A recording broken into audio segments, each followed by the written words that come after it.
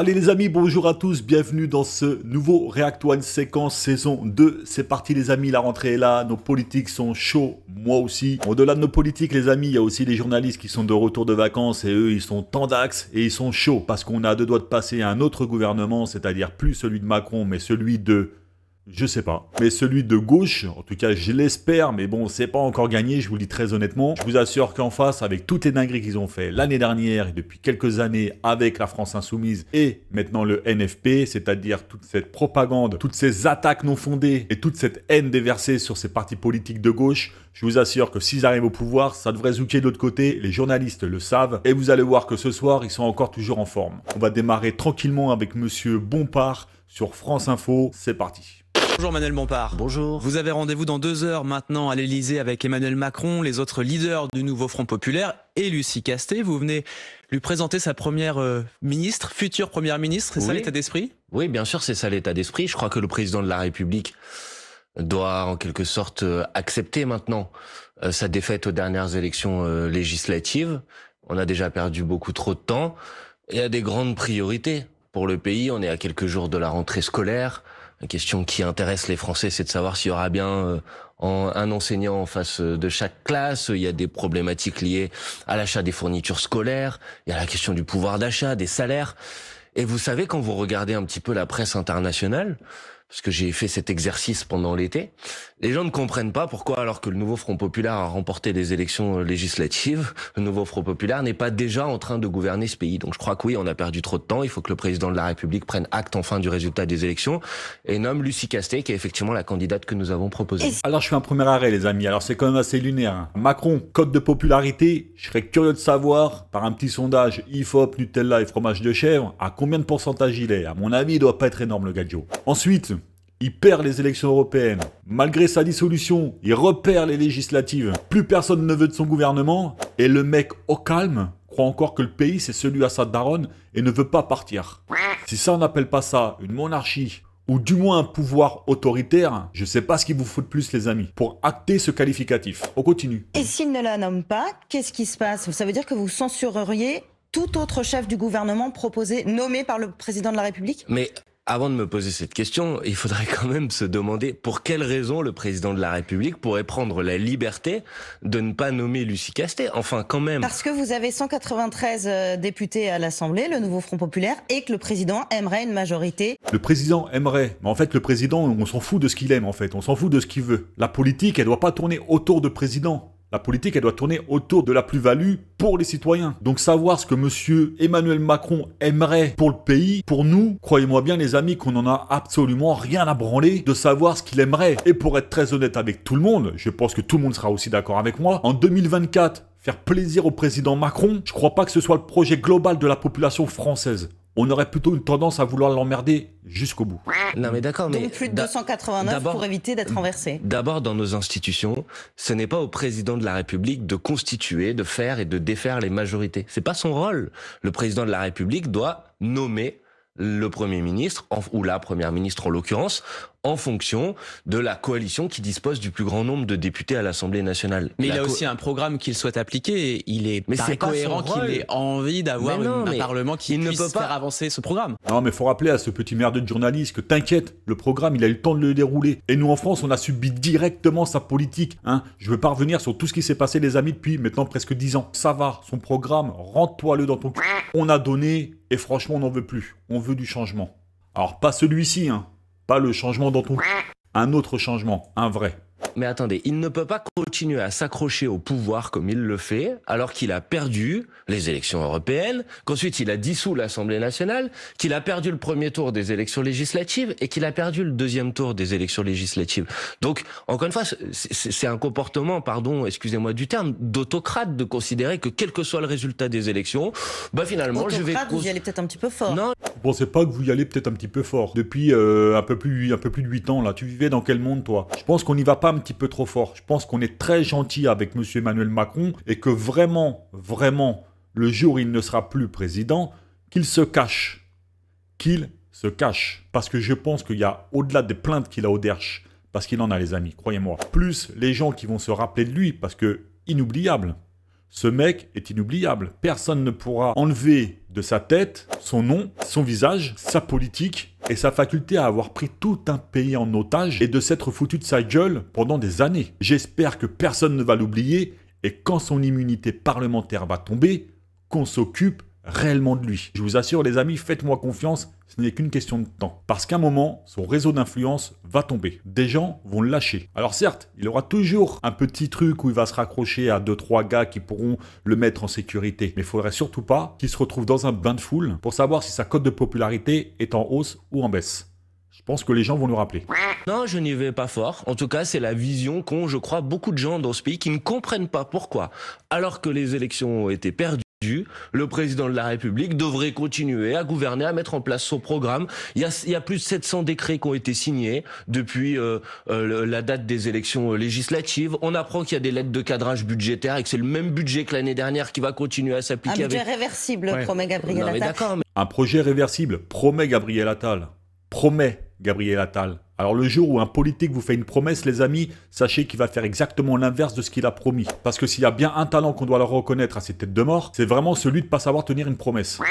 Emmanuel Bompard, Vous comprenez connaissez- qu'il y a quand même quelque chose de totalement incongru, ça devrait vous choquer vous aussi. Il y a eu des élections, on les a gagnées, le nouveau Front Populaire, et le président de la République veut continuer à gouverner avec son programme et faire et défaire les majorités. Mais c'est pas comme ça que ça fonctionne. Alors choquer les journalistes en 2024, mon ami Bompard, va falloir quand même que tu t'aies assez de bonheur pour pouvoir leur faire prendre conscience qu'il existe encore une éthique et une morale dans ce pays en termes de morale journalistique. C'est un chantier, tu vas quand même y laisser 2-3 gouttes. Sauf que vous avez peut-être a priori une majorité contre vous qui pourrait vous renverser, puisque des macronistes jusqu'au Rassemblement national, ils disent si jamais il y a le moindre ministre LFI dans le gouvernement, on le renverse. Oh tiens, le Rassemblement national, comme les macronistes, estime que s'il y a le moindre gars de chez LFI, on le renverse. C'est moi où il y a conflit d'intérêts et complicité entre ces deux partis. Vous faut-il encore une preuve, messieurs dames du RN, que macronistes et Rassemblement national sont bien deux partis qui sont à droite de l'échiquier politique et que quand il s'agit que la gauche puisse obtenir quelque chose pour la plus-value des citoyens français, ces deux partis politiques n'ont absolument aucun intérêt personnel et professionnel que les citoyens aient des privilèges qui sont les leurs. Il faudrait pas déconner quand même les amis. Hein.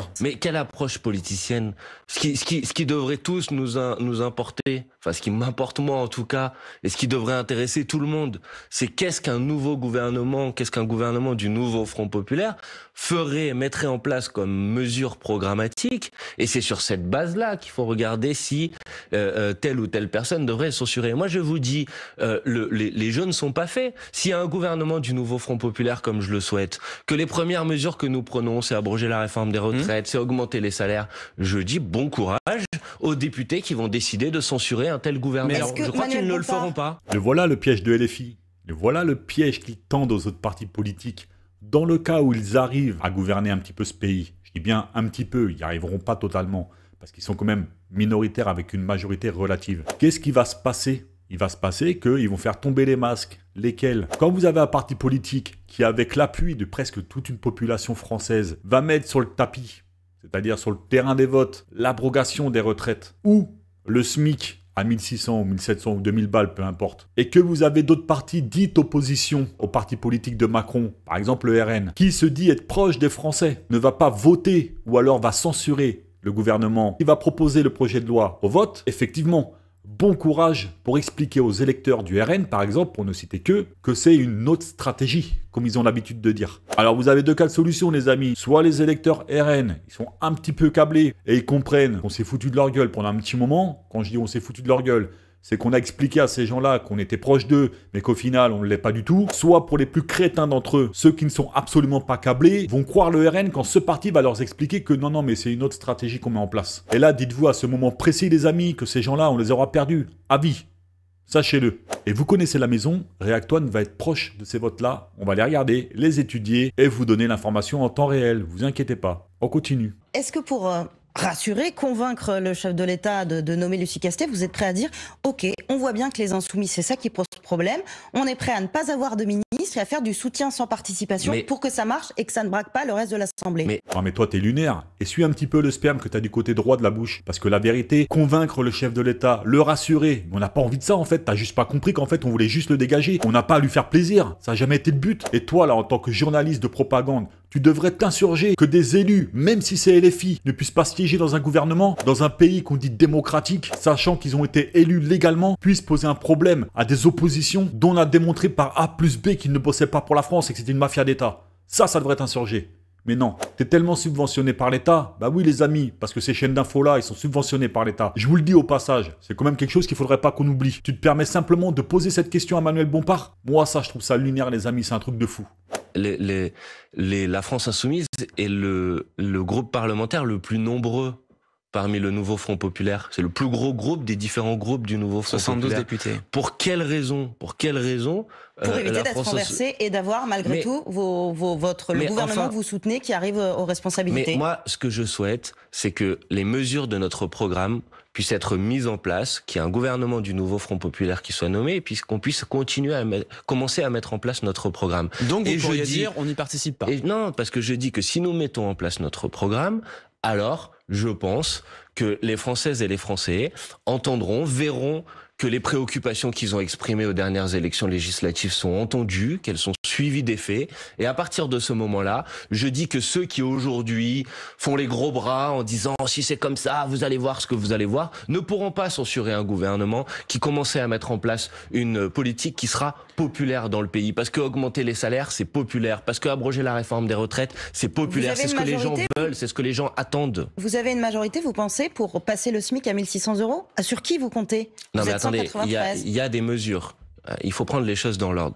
Il y a des mesures sur lesquelles, oui, je pense qu'il peut y avoir une majorité. Par exemple, c'est ce qu'a dit Lucie Castet, la première mesure, la première loi, c'est-à-dire la loi sur l'abrogation de la réforme des retraites, oui, je pense que c'est une loi qui peut être votée par une majorité des députés à l'Assemblée nationale. En comptant sur les voix du Rassemblement national, donc. En comptant sur les voix de tous les députés qui souhaitent voter l'abrogation de la réforme des retraites. Ça ne vous a pas échappé qu'il y a un an, il n'y avait pas de majorité pour voter la retraite à 64 ans. Il n'y en avait pas, puisque le président de la République a eu recours au 49.3. Et le gouvernement d'Elisabeth Borne n'a pas été renversé. D'accord. Bon, on va pas dire que la journaliste, elle est neutre et a fait un travail de neutralité. Il faut lui rappeler que peu importe en fait le problème de la majorité relative ou pas de la majorité relative, c'est leur boulot de convaincre. C'est leur boulot d'aller chercher des alliés pour ça. Et moi, je vous le dis très honnêtement, les amis, si cette réforme des retraites ou cette augmentation de SMIC, elle doit être votée par les gens du RN, c'est-à-dire on doit voter en commun pour ça, et voter en commun pour destituer ce président, moi ça me va en fait. On n'a plus le temps d'attendre, on n'a plus le temps de parler, on n'a plus le temps de faire plaisir aux macronistes, on n'a plus le temps de faire ci, plus le temps de faire ça, plus le temps de faire ça. Je vous le dis très très honnêtement. Donc en fait on s'en fout, il faut une majorité, ces gens-là sont des élus politiques, ces gens-là sont payés pour faire ce travail-là.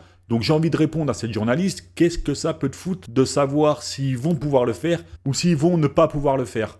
Laisse-les essayer déjà. Commence pas à arriver en expliquant à tout le monde qu'ils n'y arriveront pas, en expliquant à tout le monde que de toute façon c'est une majorité relative et que oui mais non mais de toute façon vous n'aurez peut-être pas le truc donc vous serez obligé de faire un 49.3. On s'en bat les couilles en fait. Pourquoi? Parce que s'il faut un 49.3 dans le sens inverse pour abroger cette réforme des retraites, pour faire monter un SMIC, ça nous posera absolument pas de problème à ce moment-là, sachant qu'on en a déjà pris par M. Macron à peu près 24 ou 25 et que lui il a pu dérouler. Donc si on peut nous faire un 49.3 dans l'autre sens, c'est-à-dire tout détricoter et revenir sur tout ce que l'autre tête de il a fait, je vous laisse imaginer les amis que les 49.3 seront bien accueillis par la population française à ce moment-là. Bah oui, faut que ça aille dans les deux sens. Quand ça va dans le sens de Macron, nous, on s'assoit dessus, bien profond, d'ailleurs ça nous a fait mal au derche, et que si ça se retourne contre lui, et que c'est lui qui s'assoit dessus, et que ça lui fait mal au derche, je pense que la population française dans son entièreté sera assez contente de l'emmerder, et de lui rentrer bien profond dans son... Le seul délire à ça, c'est que malheureusement, il pourrait aimer ça donc. D'accord, mais s'il y avait eu une majorité pour voter ce texte de loi, il n'y aurait pas eu de 49.3. Tout le monde le sait. S'il y a eu le 49.3, c'est bien... Allez, je vous le concède, qu'à minima, il n'était pas garanti d'avoir une majorité. Donc, il pensait qu'il pouvait perdre ce vote. C'est pour ça qu'ils ont eu recours au 49.3. Donc je vous dis aujourd'hui, avec la modification des rapports de force issus des dernières élections législatives, qu'une loi sur l'abrogation de la réforme des retraites, c'est une loi qui sera majoritaire à l'Assemblée nationale. Et donc, en cas de besoin, vous passeriez par un 49.3 ?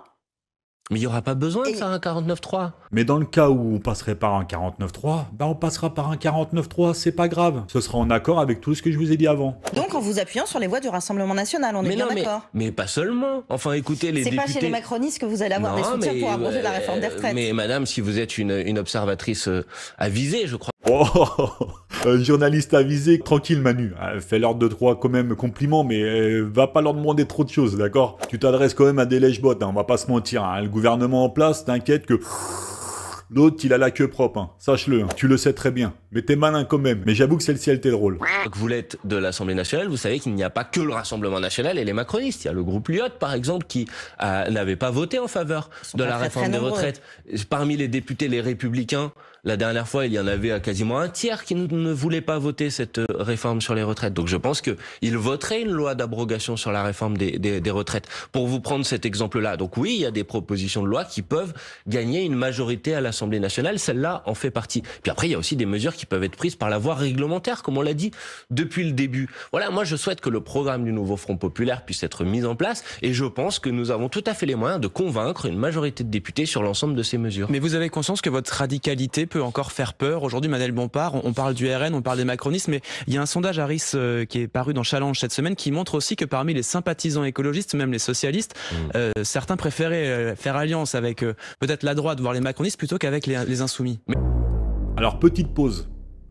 Appréciez tout particulièrement la punchline de Manuel Bompard sur les sondages, parce que vous ne l'entendrez jamais autre part que tout de suite maintenant sur cette chaîne d'information, comment il va te les retourner avec délicatesse, intelligence et une manière délicate de leur faire fermer leur grande bouche. C'est cadeau les amis, appréciez ce moment. Mais en fait, j'ai envie de vous poser une question. Pendant combien de temps vous allez continuer à citer des sondages pour faire... il existe. Non, mais ça m'a pas échappé qu'il a existé, mais combien de sondages dans la phase des élections législatives avaient dit que le nouveau Front populaire allait remporter les élections législatives? Est-ce que vous êtes capable de répondre à cette question? Combien? Je me rappelle plus de la foulée. Aucun. Zéro. C'était... Zéro. Donc, je sais pas, il me semble à un moment que quand on fait des sondages l'outil qui fait la pluie et le beau temps en matière politique et que dans la dernière phase, les sondages se sont trompés à 100%, on va peut-être arrêter d'être appelé en permanence à commenter les sondages comme étant la réalité, etc. Moi, ce que je sais, c'est que le nouveau Front populaire a gagné les élections législatives. Ce que je sais, c'est qu'il y a eu plus de 20 députés issus de la France insoumise qui ont été réélus dès le premier tour.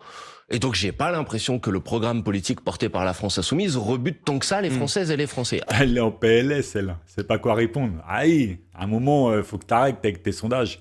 Sondages IFOP, Nutella, fromage de chèvre et tout ça. Parce que les sondeurs, à un moment, ils sont gentils. Mais eux, c'est pareil. C'est avec notre oseille qu'ils font les sondages. Ça reste de l'argent public, tout ça. Parce que c'est nous qui payons. Alors, quand tu payes pour un sondage qui dit exactement l'inverse de ce qui va se passer, qui nous prend pour des cons, et que ces gens s'en servent pour faire la pluie et le beau temps au niveau politique, faire rentrer leur propagande médiatique dans la tête des Français, je dois avouer que ça commence quand même à interroger cette affaire-là, les gars.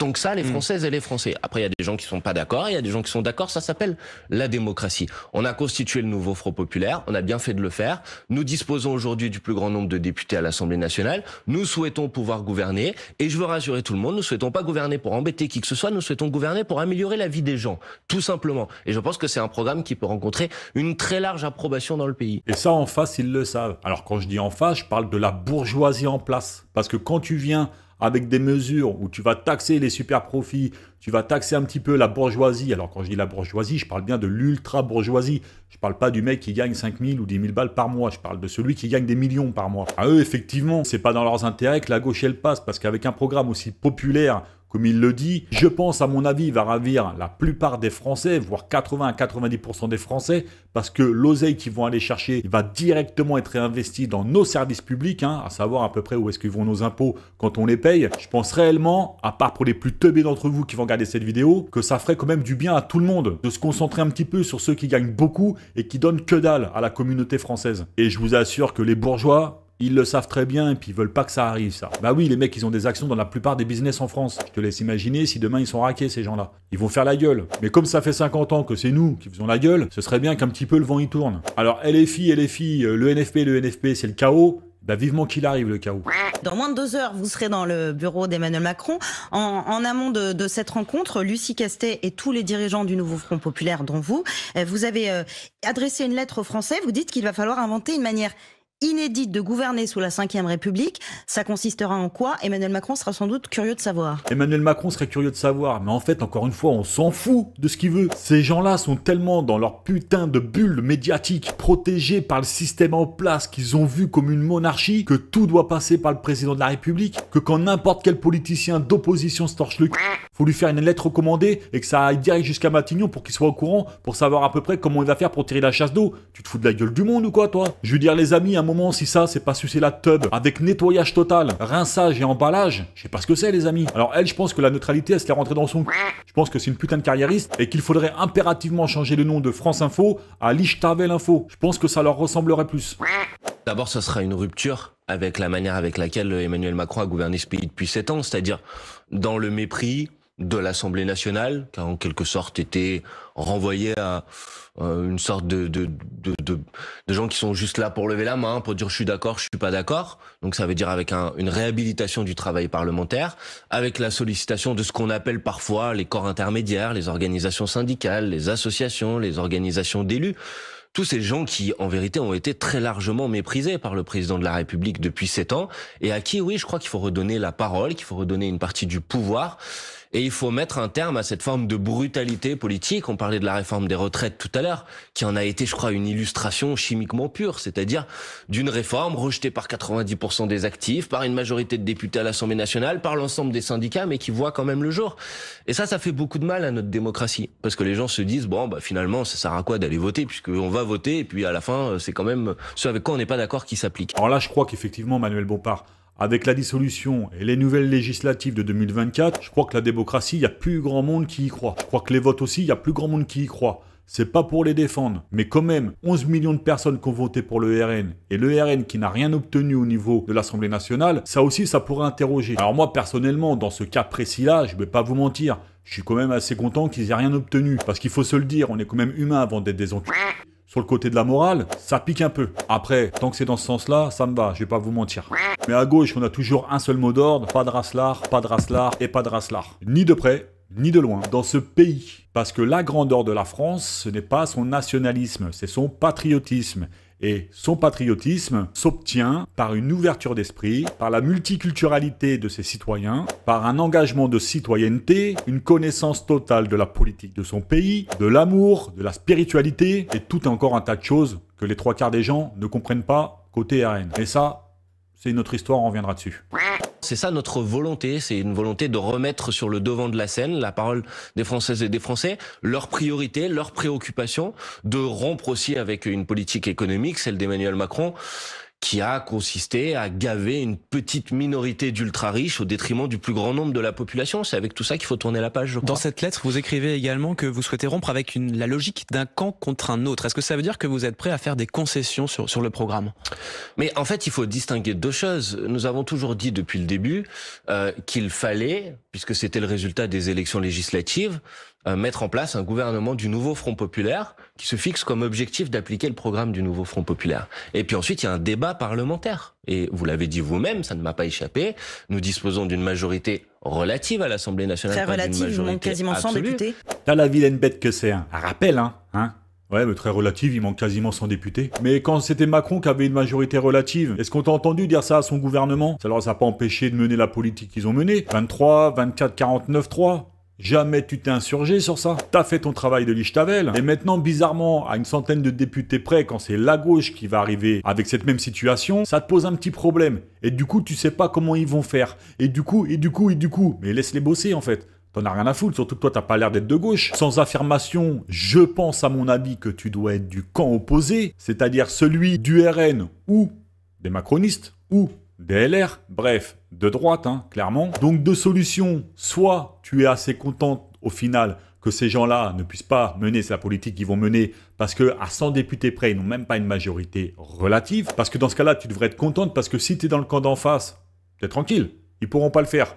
Ils pourront pas appliquer, ils auront pas les députés. Soit t'es câblé comme moi je suis câblé, et tu sais que malgré tout ça, ils vont réussir à le faire. Et toi, ça t'emmerde. Maintenant, ce qu'il faudrait comprendre, expliquer aux gens, c'est pourquoi ça t'emmerde de temps. Quel conflit d'intérêts derrière? Pourquoi tu es aussi énervé qu'ils puissent le faire avec une majorité relative et moins de 100 députés par rapport aux macronistes? Pourquoi? Là, voilà la vraie question que moi, j'aimerais te poser. Parce que depuis tout à l'heure, on va pas se mentir, c'est pas que tu as une hostilité envers Manuel Bompard, mais on est quand même pas loin. À mon avis, je pense que quand tu as été opéré du sourire, ils ont dû oublier de t'enlever 2-3 fils. Et tu as de la chance d'avoir Manuel Bompard en face de toi, parce que crois-moi bien que si c'était moi de chez LFI en face de toi, en direct à 8h45, je t'aurais fait zouker.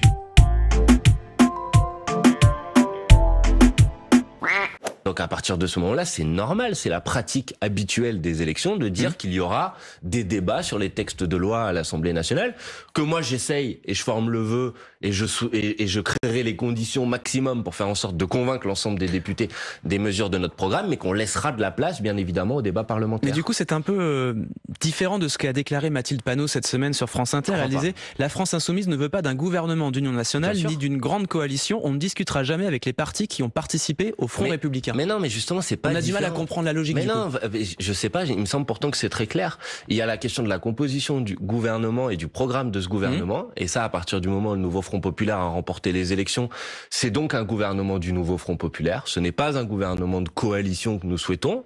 C'est un gouvernement qui a comme objectif de mettre en place le programme du nouveau Front populaire. Voilà, ça me paraît simple.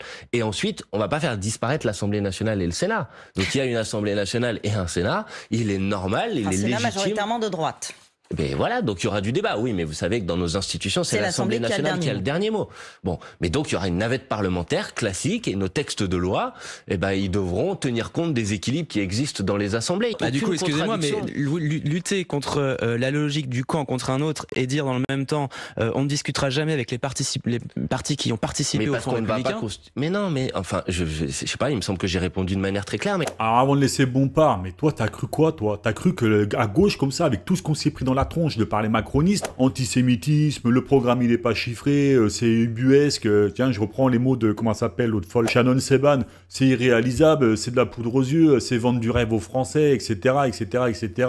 Vous croyez maintenant qu'on va faire des coalitions avec vous, sachant que vous avez mis en place la retraite, vous avez mis en place des trucs de fils de p***, parce qu'on va pas se mentir, c'est des lois de fils de p***, clairement, que vous avez mis en place. Et pour faire plaisir à monsieur Macron, on devrait faire une coalition avec vous. Mais allez vous faire en bien profond, bien profond, bien profond et bien profond dans votre derche. Jamais de la vie. Et je préviens tout de suite les gens de gauche à l'heure d'aujourd'hui, si on en chope un seul, faire une coalition quelconque avec n'importe quel macroniste, je vous assure les amis qu'on va faire tout notre possible à React One pour vous pourrir la vie les amis. Numériquement et sur le terrain. Parce que la nouvelle gauche, la néo-gauche que j'appelle moi, c'est-à-dire le NPA, Génération, LFI et 2-3 autres personnes, j'exclus moi le PS de ça. J'exclus le Parti communiste de ça. On est maintenant assez éveillé pour comprendre quelle est la plus-value de ce que la gauche doit amener aux citoyens. Et qu'on a tellement été trahi par des mecs comme Valls, comme Hollande, comme Roussel, etc. qu'on ne se laissera maintenant plus jamais faire. Et qu'on vous fera la misère les amis sur le terrain comme on fait la misère aux sionistes. Sachez-le, vous êtes prévenus. On continue. Il n'y a pas de volonté de notre part de constituer une coalition qui va au-delà des rangs du nouveau Front populaire. On l'a dit depuis le début, pas parce qu'on voudrait pas travailler avec d'autres personnes, etc., mais tout simplement parce que nos projets politiques sont incompatibles, contradictoires. J'ai dit, nous voulons abroger la réforme des retraites. Les partis macronistes sont responsables de sa mise en place. Nous voulons augmenter le SMIC à 1 600 €. Les partis macronistes ont refusé depuis 7 ans. Chaque année, on déposait des amendements pour l'augmentation du SMIC. Ils ont été refusés à chaque reprise. On veut rétablir l'impôt de solidarité sur la fortune. C'est le président de la République, Emmanuel Macron, et les députés macronistes qui ont décidé d'abroger l'impôt de solidarité sur la fortune. Donc ça n'aurait aucune valeur, aucune cohérence de faire croire qu'il peut y avoir un programme de coalition qui lie le nouveau Front populaire et les partis macronistes, bien évidemment. Donc le programme, c'est celui du nouveau Front populaire, c'est celui que nous voulons mettre en place. Et ensuite, il y a un débat parlementaire. Et dans ce débat parlementaire, on essaye de convaincre. C'est ça la démocratie. Bah oui, Emmanuel Bompard, il a raison. Puis sachez-le, hein, les amis, que si on en chope un à faire l'inverse de ce pourquoi nous, on a voté pour eux, ça va zouker, hein. Sachez-le, hein. J'ai rien contre LFI, les amis. J'ai rien contre les partis politiques en général, en tout cas de gauche. Ceux de droite, c'est un autre délire. Mais sachez une chose, c'est que ces gens-là, nous votons pour eux. Ils nous représentent. Donc, pensez à leur faire bien comprendre par des mails, par des messages personnels, par tout ce que vous voulez, de leur mettre un petit coup de pression en leur disant « Nous, on vous oublie pas ». Tous les jours, on est H24 en train de regarder ce que vous faites, ce que vous votez, etc., etc. Et qu'on ne laissera rien passer. Et que quand il y a quelque chose qui va pas, et qu'on sent qu'on va se prendre une douille, on vous fait remonter des infos, on vous le dit. Et sachez une chose, c'est qu'en leur mettant ce petit coup de pression, gentiment, j'entends bien, C'est juste des rappels. Quand vous entendrez des gens expliquer que ces gens-là ne travaillent pas pour les Français et tout ça, posez-vous pas la question de savoir pourquoi ils ne le font pas. Posez-vous la question de savoir ce que vous ne faites pas. Parce que si vous ne prenez pas l'initiative de leur envoyer des mails, de leur rappeler leurs conditions d'élus, c'est-à-dire qu'ils sont censés nous représenter, que nous votons pour eux, après c'est la porte ouverte à tout. Et ça nous donne les Républicains, ça nous donne le RN, ça nous donne les macronistes, etc. Qui jamais, à part quand ils sont sur le terrain, de temps en temps, viennent prendre la température des gens, les problèmes, ce qui va pas, etc. Mais c'est pas comme ça que ça doit se passer. C'est tous les jours, et tous les jours. À nous de prendre conscience de la politique française, de la comprendre, de comprendre ce qu'ils font là, de comprendre ce pourquoi ils sont là, de comprendre ce pourquoi on vote pour pas être pris pour des cons après. Et de constamment leur rappeler qu'on est derrière eux, qu'on écoute, qu'on observe. Parce que le jour où ils se retrouvent dans des élections où ils passent pas le premier tour, il ne faudra pas qu'ils se demandent pourquoi. Et au moins, on ne pourra pas dire qu'on les aura pas prévenus. Manuel Bompard, est-ce que vous regrettez d'avoir menacé Emmanuel Macron de destitution, ce qui a suscité pas du tout. Du trouble chez vos partenaires du Nouveau Front Populaire? On s'est rendu compte que vous étiez tout seul sur cette ligne. Bon, tout seul, vous avez cité des sondages tout à l'heure. J'ai vu que c'est quand ça vous arrange alors? Je sais pas, vous, ça vous intéresse de les citer, donc parfois, moi, ça m'intéresse. Parfois, c'est sur la question de la destitution, effectivement. Bon, j'avoue, la Manu, tu t'es tiré une balle dans le pied. Je suis pas sûr que c'est le truc qu'il fallait faire, mais bon, vas-y, cadeau. Bah non, mais c'est juste que dire que nous sommes tout seuls quand cette semaine, le sondage que vous avez cité tout à l'heure disait qu'il y avait pratiquement un Français sur deux qui soutenait. Oui, mais il faut 3/5 des parlementaires. De destitution. Oui, mais j'ai pas l'impression de. En gros, si je suis seul avec la moitié des Français, je trouve que c'est pas mal. Voilà. Donc ça, c'est pour vous répondre sur ce sujet. Malinx, le lynx. Il a bien rebondi, hein. J'avoue. Pour le reste, non, je ne regrette rien, mais pour une raison très simple, mais parce que notre priorité, c'est que Lucie Castet soit nommée comme première ministre. C'est ce que nous disons depuis maintenant les 7 semaines qui nous ont séparés du résultat des élections législatives. Bon, maintenant, si le président de la République s'entête dans un coup de force, s'entête dans cette démarche autocrate que je dénonçais tout à l'heure, à partir de ce moment-là, il faut bien que nous répondions à ça. Nous allons menacer avant des négociations, est-ce que c'est vraiment la bonne méthode? Mais c'est pas une menace, c'est un avertissement. Ouais. C'est de dire si le président de la République décide de s'entêter, de continuer à s'accrocher au pouvoir, excusez-moi, mais c'est quand même, on nous a dit vous êtes des partisans du chaos, vous voulez déstabiliser nos institutions. Enfin, excusez-moi, je propose seulement d'utiliser un article de la Constitution, c'est l'article 68. C'est pas le chaos, ça. Et on le sait chaos, que ce sera d'ailleurs compliqué de l'appliquer. Y compris chez vos alliés. On a entendu cette semaine, par exemple, Raphaël Glucksmann, qui est votre allié jusqu'à preuve du contraire. Ah non, Glucksmann, c'est pas notre allié du tout. Mais pas du tout. Je sais pas pourquoi tu dis ça. Fake news. Fake news, Glucksmann, non, sortez-le, ouh, ta mère. Piquant, c'est notre allié, lui. Lui, c'est un ennemi, mis par les macronistes, mis par qui vous voulez. C'est un ennemi, il est pas de gauche, lui. Glucksmann, il sert à rien. Et oubliez-le. Oh mon Dieu. Je sais pas, Raphaël Glucksmann, j'ai l'impression qu'il a largement pris ses distances avec le Nouveau Front Populaire, et ce depuis plusieurs semaines. Tourner la page Mélenchon et tourner aussi la page du populisme de gauche. Oui, mais comme je le disais tout à l'heure, Raphaël Glucksmann, depuis le début, s'est mis à distance du Nouveau Front Populaire. Et oui, j'ai l'impression qu'il est plus préoccupé par l'après Mélenchon. Moi, ce qui m'intéresse, c'est l'après Macron. Vous voyez, c'est peut-être notre différence sur ce sujet. Et moi, ce qui m'intéresse, c'est comment la politique macroniste qui a été mise en place depuis maintenant 7 ans, on tourne la page de cette politique pour répondre aux préoccupations qui ont été exprimées par les Françaises et les Français. Je vois bien que depuis plusieurs jours, certains, comme M. Glucksmann ou certains au Parti Socialiste, essayent d'utiliser n'importe quel prétexte pour fracturer certains au Parti Socialiste considéraient qu'il ne fallait pas aller avec vous à l'Élysée tout à l'heure. Alors si on parle de Hollande, on s'en bat les couilles. Si on parle de Faure, on s'en bat les couilles. Et si on parle du PS en général, on s'en bat les couilles. Je rappelle que sans LFI, ces partis étaient morts. Donc à l'heure d'aujourd'hui, s'ils doivent leur survie et leur renaissance, tel un phénix en politique française, c'est grâce à LFI, rien de plus, rien de moins. Et que s'ils nous la mettent à l'envers, prochaines élections, croyez-moi bien que leur score, il va redescendre. Ils vont sauter. J'ai l'impression que certains au Parti Socialiste sont plus intéressés à préparer le prochain congrès du Parti Socialiste qu'à préparer le prochain gouvernement de la France. Moi, ce qui m'intéresse, c'est le prochain gouvernement de la France. Vous voyez? Et c'est ça qui m'intéresse. Mais oui, je vous dis, j'affirme, je réaffirme ici que dans l'hypothèse où le président de la République s'entêterait, refuserait de respecter le résultat des élections, il est normal que nous utilisions les moyens institutionnels à notre disposition, et donc en particulier cet article 68 de la Constitution, pour engager une procédure de destitution du président de la République. En tout cas, vous irez parler justement avec le président de la République dans moins de 2 heures maintenant de ce nouveau gouvernement. Merci Manuel Bompard d'avoir été l'invité du 8h30 France. Maintenant, on va voir ce que ça va donner cet article 68. On va suivre l'affaire, bien entendu, ne vous inquiétez pas. Les amis, voilà ce qu'on pouvait se dire sur cette séquence React One. Manuel Bompard sur France Info. J'espère que vous avez apprécié cette vidéo. N'hésitez pas à liker, à partager et à commenter, bien entendu, en dessous de cette vidéo. N'hésitez pas à nous suivre sur nos réseaux sociaux, sur Twitter, sur Twitch, sur TikTok. Si vous avez la possibilité, bien entendu, de nous aider à financer cette chaîne, vous avez le Tipeee en bas dans la description. Vous pouvez nous faire un don, ce sera très appréciable, bien entendu. Quant à moi, je vous dis à très bientôt dans une prochaine vidéo. C'était Jérôme de React One. Ciao, ciao les amis.